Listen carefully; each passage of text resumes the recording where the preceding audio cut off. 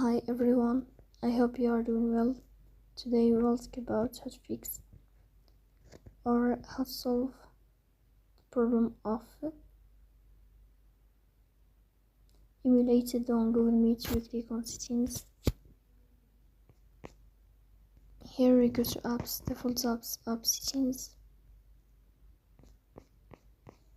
Here you will search about Google Meet and you will click. Here we go to first stop and you will click OK. As you see, we click on storage. Here we go to clear cache. Then we go to Play Store. We search about Google Meet. And here we'll update your app, so please don't forget to support us by like and subscribe.